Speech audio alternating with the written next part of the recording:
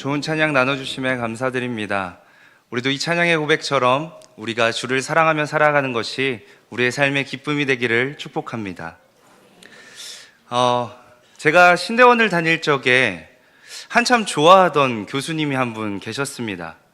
그 교수님께 어찌나 신임을 받고 싶었던지 이 수업에 열정을 쏟으면서 학교를 다녔었는데요.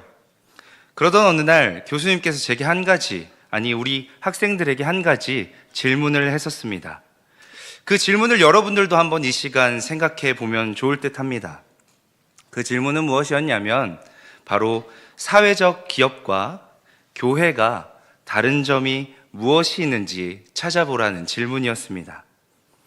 학생들은 서로 많은 대답을 주고받았습니다. 먼저는 비슷한 점으로 모두 공익을 위해서 운영된다는 점을 꼽기도 했고요. 또 사회적 문제에 대해서 관심을 가지기도 한다는 점도 있었습니다. 그리고 시민들을 돕기도 하고 구제한다는 점이 사회적 기업과 교회의 비슷한 점이 아닐까 생각해 봤습니다. 그리고 차이점은 종교라는 점이 가장 차이가 컸는데요. 따라서 교회가 사람들을 돕거나 그런 일들을 하는 데 있어서 목적과 이유가 다르다는 점이 가장 크게 이야기를 나눴던 점들인 것 같았습니다. 그런데 저는 사실 무어라 크게 대답하기는 어려웠습니다. 종교라는 측면을 제외하고는 하는 일이 꽤나 비슷해 보였기 때문입니다. 그럼 교회도 사회적 기업인가? 라는 혼란이 생기기 시작했습니다. 이런 위험한 생각들이 더 커지기 전에 저는 교수님을 찾아가야겠다 생각이 들었습니다. 그래서 교수님을 찾아가서 이렇게 물어봤습니다. 교수님, 혹시 아까 하신 그 질문에 제가 힌트를 조금 얻을 수 있겠습니까? 라고 도움을 요청했습니다. 그때 교수님께서 제게 책 한 권을 소개해 주셨습니다. 제목은 바로 배제와 포용이라는 책인데요. 그렇게 읽어 내려가던 책 속에서 저는 정답 비스무리한 것을 찾을 수 있게 되었습니다. 바로 예수님의 십자가 사건은 온몸을 다하여 하나님의 자녀를 하나님의 나라로 환영하는 행위였다라는 문장에서 찾았습니다. 그때 저는 한 줄로 교회를 정의할 수 있게 됐습니다. 교회는 그 어느 곳보다 환영하는 단체구나. 예수님께서 온몸으로 우리를 환영하신 것처럼 우리도 환영하며 살아가라고 모으신 곳이 교회구나라고 생각할 수 있게 되었습니다. 그런 의미에서 우리 한 번 더 서로 인사를 나눠봅시다. 오늘은 특별히 우리 성도님들과 우리 중고등부 학생들이 함께 예배를 드리는 날입니다. 그리고 어린이 주일이죠. 사실 어린이 주일에 가장 억울한 이들이 있다면 아마 우리 중고등부 학생들이 아닐까 싶습니다. 이제는 어린이라 불리기도 어렵고 선물 받기도 어렵고, 그러나 우리가 해줄 수 있는 게 있습니다. 바로 이 아이들과 함께 드리는 이 예배 속에서 이 아이들을 환영하는 것입니다. 그렇게 우리 시간 우리 서로를 돌아보며 환영합니다 라고 한번 인사 나눠보겠습니다. 환영합니다. 우리가 서로를 진심을 다해서 환영할 때 교회는 예수님을 닮았다 이야기할 수 있습니다. 그렇게 오늘은 본문의 이야기를 통해서 환영에 대한 의미를 다시 한 번 더 알아보고 그 환영을 어떻게 삶에서 실천하며 살아갈 수 있는지에 대해서 말씀을 나눠보려 합니다. 오늘 본문 누가복음 15장은 여기 모인 여러분들 뿐만 아니더라도 많은 사람들이 알고 있는 에피소드입니다. 잃은 아들을 되찾은 아버지의 비유, 즉 탕자의 이야기입니다. 간략히 줄거리를 나누어 보자면 아버지에게는 두 아들이 있었습니다. 그 중에 둘째 아들이 유산을 내놓으라 이야기하고 자신의 재산을 받아, 아버지의 재산을 받아 집을 떠났습니다. 떠난 그 둘째 아들은 방탕하게 살아갔고 그리고 결국에는 패망하게 되었습니다. 결국 갈 데가 없는 이 둘째 아들은 아버지의 집으로 돌아가자 이야기하고 돌아가자 생각하고 아버지는 끝끝내 그 아들을 환영해 주었다는 이야기입니다. 그러나 우리가 이렇게 잘 알고 있는 이야기의 주인공은 사뭇 다른 사람일 수도 있습니다. 우리는 이 본문을 기억할 때 돌아온 탕자라는 소제목을 통해서 탕자가 주인공이라 생각하며 이 이야기를 읽어나갑니다. 그러나 이야기를 끝까지 한번 읽어보면 탕자는 어쩌면 그 글을 이어나가게 해주는 조연에 불과할 뿐 따로 등장하는 인물들이 주인공이 아닐까 생각해 볼 수 있다는 것이죠. 그 뒤에 등장하는 인물들이 있습니다. 바로 아버지와 첫째 아들입니다. 따라서 오늘 이 본문에 대한 주제를 탕자에 대한 이야기뿐만 아니라 돌아온 아들을 대하는 아버지의 모습과 그리고 첫째 아들의 모습이 비교되고 있는 구조적인 특징을 통해서 돌아온 아들을 맞이하는 두 사람은 서로 어떻게 다른 모습인지를 살펴보는 것이 어쩌면 누가복음 15장 탕자의 비유에서 찾아볼 수 있는 주제가 아닐까 생각해 봅니다. 이는 배경적으로도 근거 있는 접근이 될 수 있습니다. 이 비유를 듣고 있는 사람이 바로 바리새인과 율법학자이기 때문입니다. 바리새인과 율법학자가 누구입니까? 그들은 일반적으로 성경에서 표현되기를 신앙심은 깊을지 모르나 하나님의 나라를 온전히 경험하지 못한 자들로 표현되곤 합니다. 즉, 태도가 어리석은 삶을 살아가고 있는 자들로 표현될 때가 있다는 것이죠. 즉, 잘못된 태도로 삶을 살아가고 있는 이들에게 첫째 아들과 아버지의 모습을 비교함을 통해서 예수님께서는 비교되는 그 두 인물들을 통해 깨달음을 얻게 해주고자 하는 목적이 비춰지는 것이 오늘 탕자의 이야기일 수 있다는 것이죠. 그렇게 이제 이 본문을 탕자와 아버지의 이야기로만 보지 말고 뒤늦게 등장한 탕자를 맞이한 두 사나이의 이야기로 한번 살펴보려고 합니다. 우리가 잘 알다시피 둘째 아들은 패륜적인 언사와 행동으로 집을 떠나 살다가 다시 돌아오게 됩니다. 아무리 생각해봐도 이 둘째 아들은 잘한 것이 아무것도 없는 모습입니다. 이야기 속에서 불효자는 속 시원하게 망합니다. 아주 패망합니다. 심각하게 패망했다는 의미가 강화되듯 이 말씀 속에서는 그 둘째 아들은 결국에는 쥐염열매, 즉 돼지의 여물을 먹어야 하는 상황까지 이르렀다고 이야기합니다. 만약 예수님의 가르침이 너네 불효자로 살면 이렇게 돼 라는 주제였다면 아마 예수님의 비유의 이야기는 여기서 끝났을 것입니다. 그러나 이야기는 계속 이어집니다. 이 불효자는 이대로 가다간 죽겠다 싶어 머리를 쓰기 시작합니다. 그리고 마지막으로 의지할 수 있는 아버지를 찾아가야겠다 마음을 먹고 아버지를 찾아갑니다. 아마 이 둘째 아들도 본인 스스로 말도 안 되는 일이라고 생각했을 겁니다. 그렇기 때문에 내가 돼지 쥐염 열매를 먹더라도 그런 먹는 한이 있더라도 아버지께 돌아가는 것을 먼저 생각하지 않았다는 점을 알 수 있다는 것이죠. 그렇게 말도 안 되는 결정을 내리고 결국 아버지를 찾아가게 됩니다. 가면서 탕자는 무슨 생각이 들었을까요? 이대로 돌아가면 아버지께 맞아 죽는 거 아닐까? 오히려 차라리 그냥 밖에서 굶어 죽는 게 나았을까? 그냥 갔다가 망신만 당하고 그냥 내 인생이 끝나버리면 어떡하지? 수많은 두려움들이 그 돌아가는 길 속에 그 둘째 아들을 사로잡았을 겁니다. 그러나 살기 위해서는 아버지를 찾아가는 방법밖에 없었습니다. 그렇기에 둘째 아들은 손발이 덜덜 떨림에도 불구하고 그렇게 아버지를 향해서 나아갔을 것입니다. 그가 의지할 곳은 결국 아버지밖에 없었기 때문입니다. 우리는 먼저 이 부분에서 은혜를 발견할 수 있는데요. 그 은혜는 바로 세상에서 우리가 살아갈 때 우리가 마주한 그 문제들, 그 어려움들, 우리가 할 수 있는 마지막 방법을 동원해서 우리가 맞이한 그 문제를 해결하려 아무리 노력해보지만 결국 우리가 의지할 분은 아버지밖에 없다는 것입니다.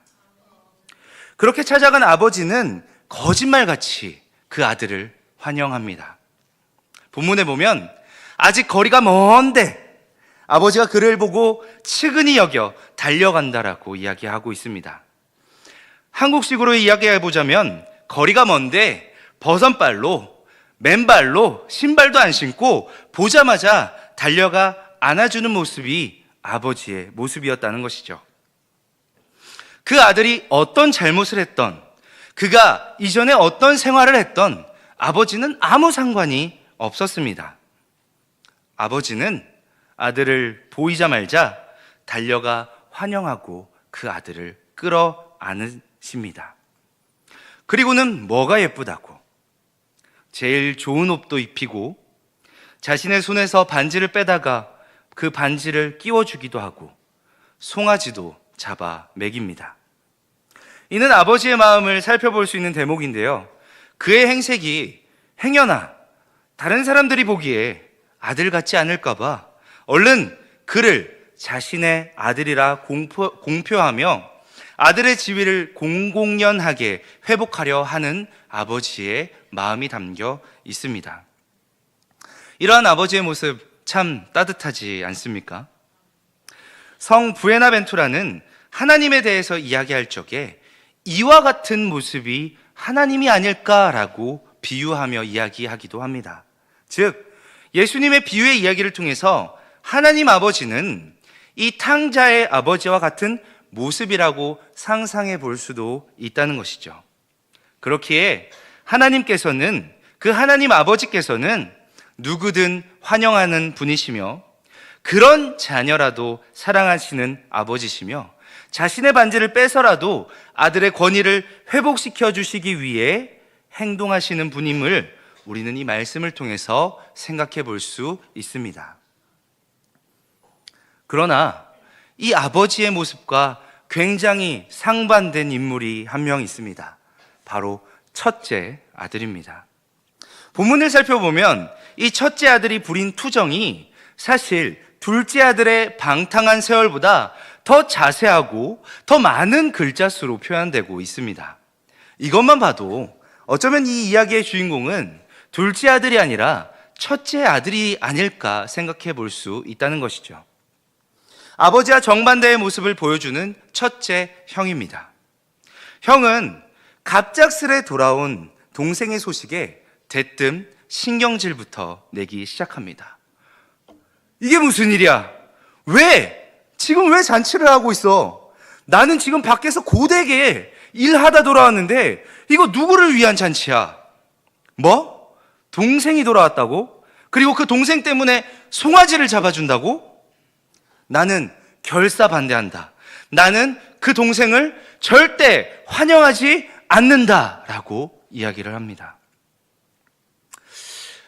아끼던 송아지여서 이 첫째 형이 이토록 화를 냈던 것일까요? 아버지가 불러 첫째 아들에게 이렇게 얘기합니다. 그러지 말고 같이 환영해보자 요청함에도 첫째 아들은 절대 환영할 생각이 1도 없습니다. 그리고 오히려 아버지께 항의하기 시작합니다. 아버지, 저 둘째는 당신의 살림을 창녀들과 함께 삼켜버린 아들인데 왜 송아지를 잡아줍니까? 언제 나를 위해서 이 작은 새끼 염소 한 마리 잡아준 적 있습니까? 라고 반문을 하며 따지기 시작하는 것이죠. 도대체 왜 이렇게 화를 내는 것일까요? 여기서 형이 이야기하고 있는 살림이라는 단어는 비오스로, 즉 생명이라는 의미를 가지고 있습니다. 따라서 의역해 보자면 아버지, 당신이 그 생명 같은 것들을 그 아들 둘째에게 내어다 줬는데 그 둘째 아들은 그렇게 귀하고 소중한 것을 창녀들과 함께 삼켜버린 동생입니다 라고 이야기하는 것이죠. 그러나 사실 둘째 아들의 방탕한 생활은 아까 말씀드린 것처럼 실로 자세하게 묘사되지는 않았습니다. 그가 허랑방탕하게 생활하였다라는 본문의 증거는 있지만 그 단어를 원어적으로 보자면 아소토스, 그저 무절제하다 정도의 의미였습니다. 그가 어떤 나쁜 짓을 하며 돌아갔는지는 사실 알 수 없었던 것이죠. 그러나 형은 지금 동생의 실수를 용납하지 못하겠고 동생이 너무 미워 죽겠는 상태이기 때문에 그 동생을 환영하지 못하는 것뿐만 아니라 그 동생을 바라보고 해석함에도 악함이 묻어 나온다는 겁니다. 이렇듯 환영하지 못함 끝에는 악한 해석이 뒤따릅니다. 그런 첫째 아들에게 아버지는 이렇게 대답합니다. 아들아, 너는 항상 나와 함께 있었고 내 것이 네 것인데 너는 왜 환영하지 못하느냐라고 말씀하시는 것이죠. 저는 이 말씀이 마음에 쿡 하고 박혔습니다. 지난 세월을 살아오면서 수도 없이 환영하지 않으며 살아왔던 지난날의 제 모습이 떠올랐습니다. 타인을 환영하지 않고 상황을 환영하지 않으며 살아왔던 제 모습이 떠올랐습니다. 부끄럽지만 목회자인 저도 사람을 미워하기도 하고 때론 귀찮아하기도 했습니다.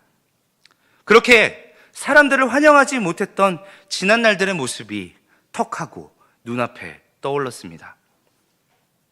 정민아, 너 왜 환영하며 살아가지 못하니? 이미 내가 너와 함께하고 있는데, 이미 내가 가진 것이 네 것인데 왜 미워하며 살아가느냐? 왜 시기하며 살아가느냐? 왜 환영하지 못하며 살아가고 있느냐라고 마치 제게 묻는 것 같았기 때문입니다. 아버지는 둘째 아들의 잘잘못을 모르기 때문에 둘째 아들을 환영했던 것이 아닙니다. 아버지는 환영함으로 그 아들의 생명을 살리고자 하심이 가장 큰 이유였습니다. 그러나 첫째 아들은 생명의 날 일절 관심 없고 그저 내가 손해보는 것, 내가 귀찮은 것, 내게 피해가 될까 걱정되는 것, 내 것이 뺏길 것이 무엇인지만 생각하며 살아갔던 모습이기 때문에 그는 환영하지 못하는 삶을 살아갈 수밖에 없었습니다. 우리는 이 말씀을 통해서 들려오는 주님의 음성을 통해 이제는 고백할 수 있어야 합니다. 주님, 제 모습이 첫째 아들의 모습과 같았습니다. 이제는 나와 늘 함께 하셨던 주님을 발견하고 이미 다 내 것이었다 말씀해 주시는 주님을 기억하며 환영하는 삶을 살아가겠습니다 라고 다짐하는 우리가 되기를 소망합니다. 처음으로 우리 5월 4일 이 연합예배를 기획하는 시점에 설교를 부탁받게 되었을 때 가장 눈에 먼저 띄었던 것은 바로 연합이라는 단어였습니다. 연합이라는 단어는 서로 다른 무리가 합동하여 하나가 되는 의미를 이야기하고 있습니다. 그렇기에 연합예배란 이전에 함께하지 않았던 사람들과 같이 예배를 드리기 위해 만든 시간인 것을 우리가 마음에 새겨볼 수 있습니다. 늘 옆에 앉히고 싶었던 짝꿍을 앉히고 예배를 드리는 것이 아니라 새로운 사람들과 함께 예배를 드리는 시간, 내가 좋아하는 여자친구 옆에 은근슬쩍 앉아서 드리는 예배가 아니라 내가 좋아하는 남자친구 옆에 앉아서 같이 드리는 예배가 아니라 다른 사람과 함께 드리는 예배를 통해서 실천해 나가는 예배가 바로 연합예배라는 것이죠. 그렇게 함께 드리는 예배를 통해서 가장 먼저 알게 될 하나님의 복음은 무엇일까 생각해 보았습니다. 우리는 이렇게 하나님께서 함께 하시는 공간 속에서 자연스럽게 교회는 환영하는 공간임을 배우게 됩니다. 내 옆에 누가 와서 앉더라도, 누가 와서 예배를 드리더라도 환영할 수 있는 자가 되는 것이 교회의 생활이라는 것이죠. 그렇기에 우리는 서로 환영하며 살아갈 수 있어야 합니다.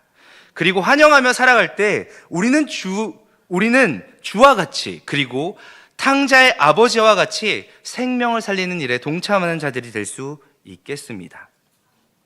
끝으로 말씀을 정리하며 우리가 받은 환영을 어떻게 실천하며 살아갈 것인지에 대해서 세 가지 정도만 나눠보려 합니다.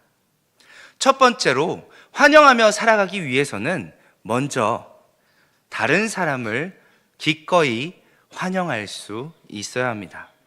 먼저 우리는 다른 사람을 기꺼이 환영할 수 있어야 된다는 것이죠. 그 사람이 누구든 상관없이 말입니다. 우리는 말씀에 따라 이미 환영을 받아본 사람입니다. 우리도 아버지께서 해주신 환영과 같이 다른 사람을 환영할 수 있는 사람이 되어야 합니다. 그러나 쉽지 않죠. 우리가 가지고 있는 마음의 정결함이 때론 교만이 될 때가 있습니다. 그렇기에 다른 사람을 쉽게 환영하지 못할 때도 있습니다. 야, 쟤 저런 앤데. 그래도 내가 명색이 어떤 사람인데. 우리는 이렇게 나도 모르게 마음의 조건의 벽을 세워서 다른 사람을 환영하기를 굉장히 꺼려합니다. 나와 다른 모습과 더러운 쥐염 열매 냄새가 나는 사람이라고 환영하기는커녕 밀어내기 바쁩니다. 우리는 지난 성금요일을 기억합니다. 성금요일 예배에 참석하신 여러분들은 아마 체험하셨을 건데요. 바로 수세식을 했었습니다. 이 본당 가장 뒤편에서 들어오는 성도님들의 손을 주의 은혜로 씻는 행사로 이렇게 기획을 해서 진행을 했었는데요. 기억하시는 분들이 있을지 모르겠는데 그때 제 역할이 성도님들 손에 물을 이렇게 부어다 드리는 역할이었습니다. 그리고 숨은 역할이 하나 더 있었습니다. 그것은 뭐냐면은 이 물이 이제 점차 쌓이잖아요. 그 쌓인 물을 얼른 가서 버리고 오는 일이 제 숨은 역할 중에 하나였습니다. 제가 이렇게 손을 씻기려고 물을 부으면은 성도님들은 이게 부끄러우신지 혼잣말로 나 아까 손 씻고 왔는데 이렇게 말씀하시는 분도 더러 있었습니다. 그리고 제가 물을 아낀다고, 왜냐면 그 다시 물 떠오고 하는 게 좀 무거웠거든요. 그래서 이게 물을 조금 아낀다고 조금씩 뿌려드렸어요. 그러니까 이걸 손을 씻는다기보다는 그냥 물을 묻힌다 정도로 이제 그런 시간들을 손 씻는 시간이었는데요. 굉장히 묵상할 수 있었던 것이 있었습니다. 재밌었던 것은 그런 안 씻어도 되는 손, 깨끗한 손, 뽀득히 씻지 않았음에도 제가 그 물을 버리러 들고 가보니 그 물이 뿌옇더라는 겁니다. 그때 묵상되었던 것은 우리가 사람의 생각으로, 사람의 힘으로 씻으래야 씻어봐도 깨끗하다 이야기해봐도 아무리 말해봐도 우리는 주의 은혜가 아니면 깨끗할 수 없는 자들임을 생각할 수 있게 되었습니다. 그렇습니다. 우리는 주님의 은혜 없이는 사실 서로 다 똑같은 죄인된 존재입니다. 그렇게 스스로 더 정결하다 이야기하는 것은 교만이라는 것이죠. 주님의 은혜가 아니면 우리가 잘나서 거들먹거릴 수 있는 것은 하나 없다는 것입니다. 다시 말해, 우리는 그렇기 때문에 우리가 맞이하는 그 사람이 누구든 기꺼이 환영하는 것이 내가 이미 환영받았음을 기억하며 살아가는 방법이며 주의 은혜를 기억하는 자의 모습으로 살아가는 태도가 될 것입니다. 그렇게 만나는 사람들을 환영하며 진정으로 주의 은혜를 기억하는 여러분들이 되기를 바랍니다. 두 번째로는 우리는 우리의 상황을 환영할 수 있어야 합니다. 우리가 살아가며 마주하는 것들에 대해서 이야기할 때 사람을 마주한다 이야기도 하지만 상황을 마주한다 이야기하기도 합니다. 마주한 상황 속에서 때론 우리는 의도치 않은 슬픔이나 절망, 어려움을 겪을 때도 덜어 있습니다.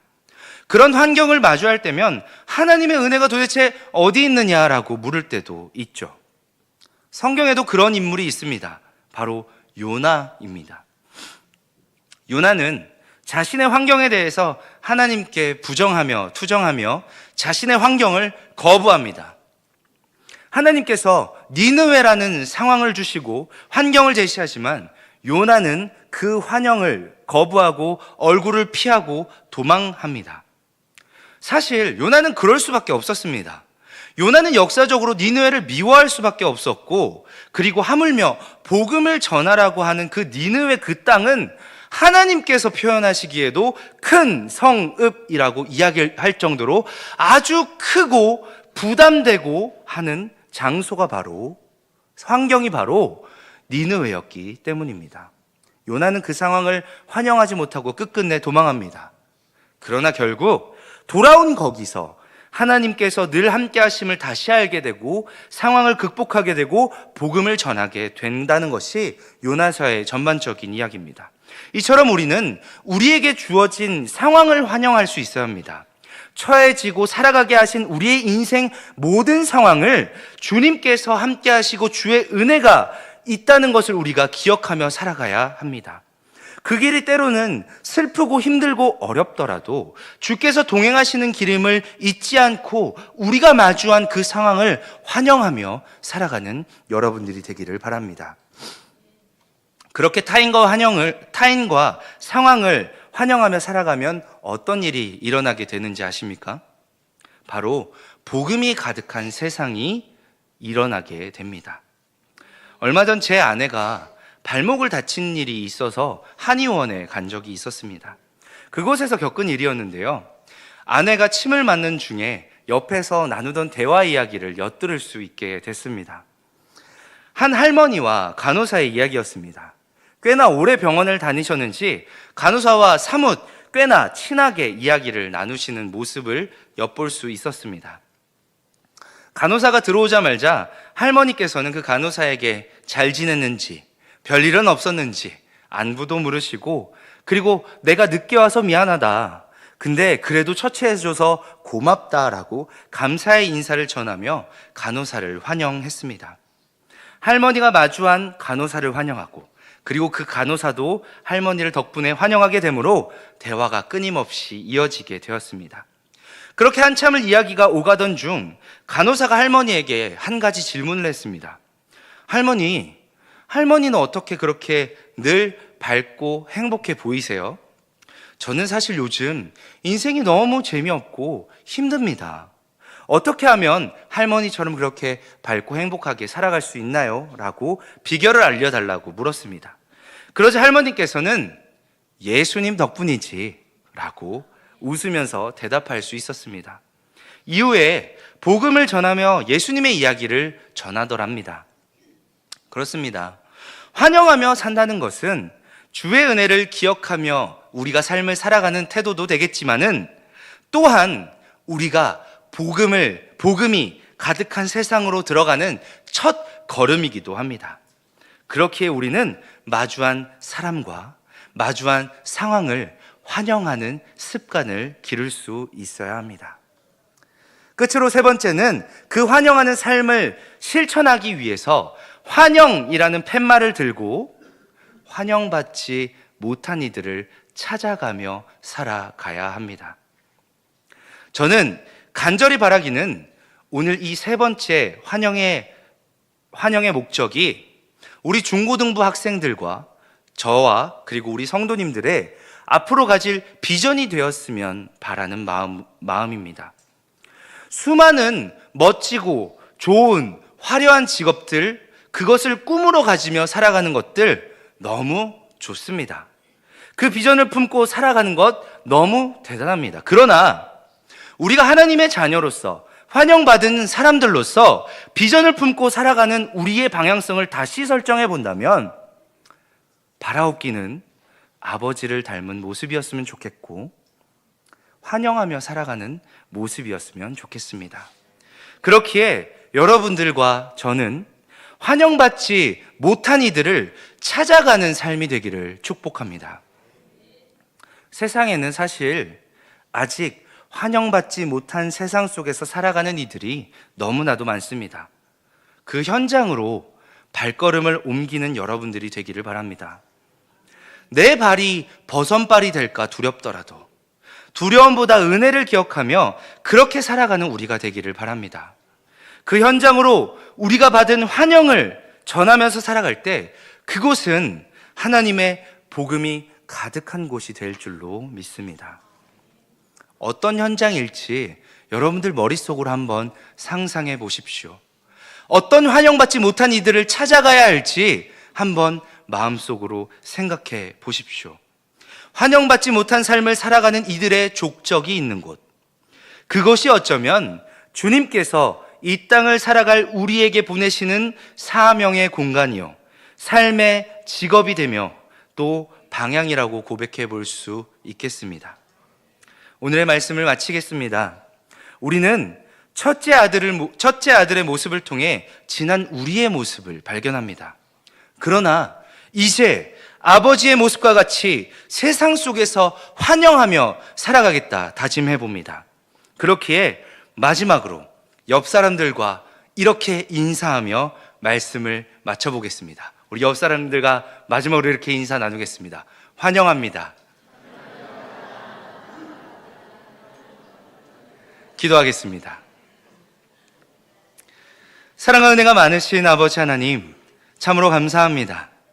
오늘 이 시간 주님의 말씀을 통하여 우리가 어떤 삶을 살아가야 할지, 어디로 나아가야 할지 그 방향과 태도를 알려주심에 참으로 감사합니다.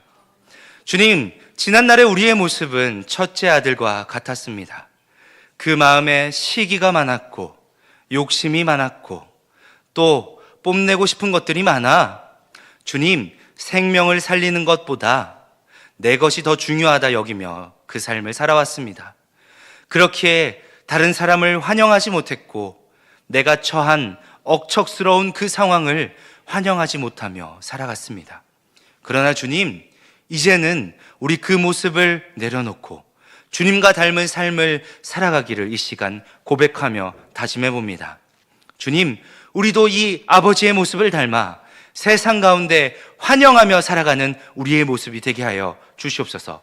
더불어 주님께서 동행하시는 그 상황을 환영하는 우리가 되게 하여 주시고, 더불어 그 환영을 이미 먼저 받은 자들로서 환영받지 못한 이들을 우리가 먼저 찾아갈 수 있는 삶이 되게 하여 주시고, 비전을 품게 하여 주시고 그 길로 나아갈 수 있는 우리가 되게 하여 주시옵소서. 모든 공간 속에서 주님의 환영을 기억하며 우리가 살아가는 우리가 되기를 간절히 소망하며 이 모든 것 예수 그리스도의 이름으로 기도드립니다. 아멘.